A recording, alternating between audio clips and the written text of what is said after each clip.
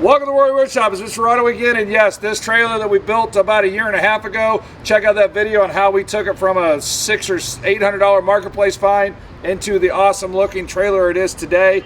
But yes, it is back in the shop for one quick upgrade. If you notice, the bumper in some of the other videos is a little bit older, like 40 years old.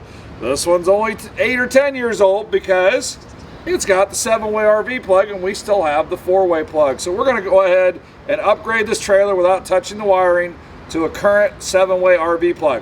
It is not going to have brakes, it's not going to have reverse wire, it's not going to have power wire, but we'll have to quit using, or we won't have to use the adapter anymore. It'll plug directly into his bumper.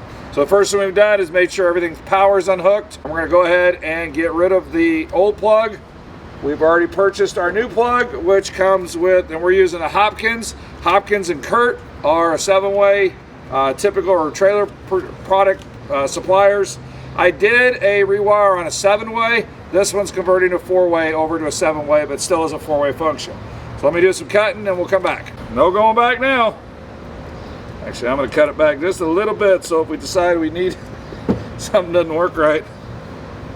So that's the first thing I did, is it left me a little bit of tail right here just in case.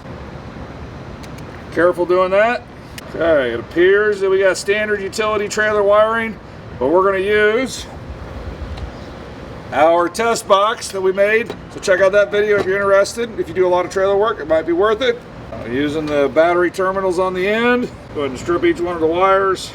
Check me out. Do we have our markers? All right, so we know that the brown is the markers. This should be the driver's side, and this should be the passenger side. All right, so we know we're using the typical trailer manufacturing or utility trailer. White is your neutral or ground. Brown is your running lights. And then the way I remember it is the yellow is the driver's side. That, like the yellow line on the road. The green is the passenger side, or the green of the grass. So that helps you remember that one. I'm a real fan of the 7-wire or 7-way pre-molded, but this one's already rewired. We put a lot of time and effort into wiring this trailer. We're not going to rewire it all. There's two kinds of wire holders. This one's just a rubber grommet with a set screw. There's another kind that has a 2-way. It just all depends on which style you get. Then you got the little set screw there. You always wonder what them eyeglass screwdrivers are for, right? Keep one in your electrical kit. And carefully push that through. There's our screws. Got a little baseball going on in the background. Oh, by the way, learned from experience. Don't ask me how I know, but make sure this goes on first. Yeah, it sucks when you wire this up and forget to put the cover on. So slide that one on down the line. We'll take care of the rest of it a little bit later.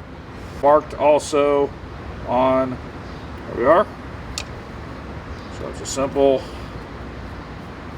unscrew. Pause. I'm gonna go get something to make this a little bit better. One thing that's not required, but I like to use it, is this little thing here called a wire ferrule. It takes the loose strands of a small gauge wire like this 18 or 20 and takes a special group or a special style of crimpers and makes it a solid connection. You could tin it, you could solder it, or you could wrap it around the screw. Any one of those are acceptable. So just because we're doing this step doesn't mean you have to. It still will work if you just put the screw in, or the loose wire, and wrap the screw, but this just makes me feel a little bit better. You don't have any frayed wires that might contact one of the other screws and short them out. So give me a couple minutes to get each one of these crimped, and we'll go from there. I'll show you some B-roll since it was hard to see in that other footage of us doing another plug inside the shop. And again, we're using ferrules, so that way we don't have loose strands contacting other strands. All right, now that we got it apart, we're gonna go ahead and slide that on there. You saw our little blooper in the original. Ground is the bottom right as you're looking at it, or the bottom left as you're looking at the trailer, or the truck, excuse me.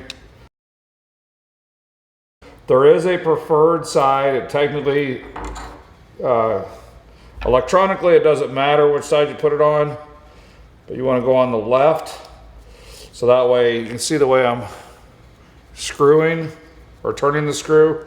It pulls the connection in, and if you're wrapping it a bare wire, make sure you wrap from the left to the right, so that way it pulls it into the screw rather than If it's on this side, it could want to push it away. So we're going to go yellow for the left turn. Remember, the way I remember that is yellow line, yellow wire, and then straight across. This is actually also the right turn. And then your tail.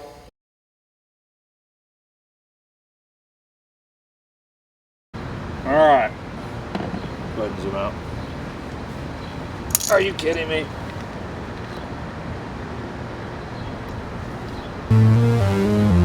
Got it. All right.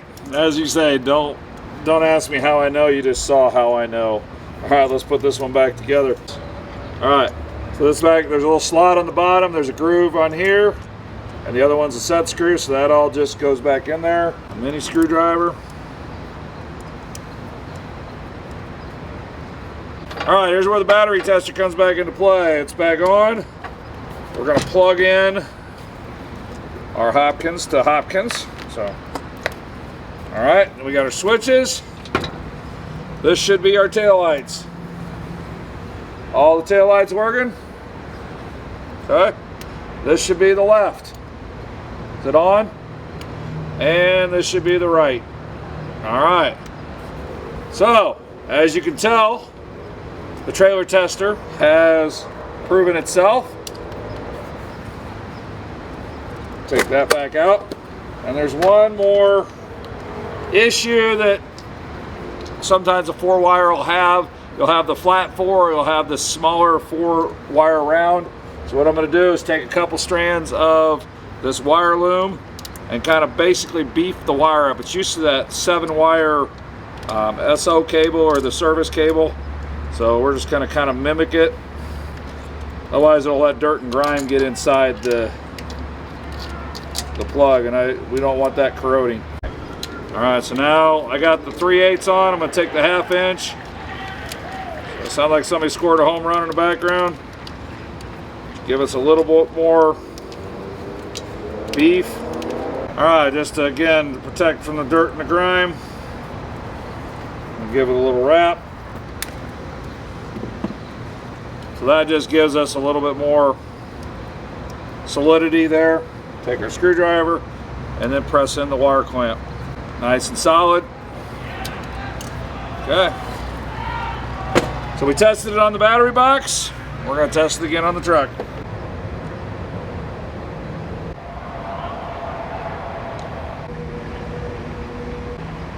Well, didn't work. That is how you take a standard 4-wire trailer and convert it to a 7-wire plug without messing with any of the wiring on the truck. Remember, or excuse me, the trailer. Remember, we did this trailer complete makeover from $800 marketplace find to what it is now with all the marker lights and upgraded LEDs. We also did a 7-way plug on our 20-foot car hauler that had the electric brakes in the reverse, so you can check that one out there too. And we're also working on another 6x12 with a complete rewire, so definitely hit that subscribe button and that bell notification, because we might be the Warrior Wood Shop, but we've got to get our lumber to the shop somehow, right? So when you're done stripping wires, go out and make some sawdust.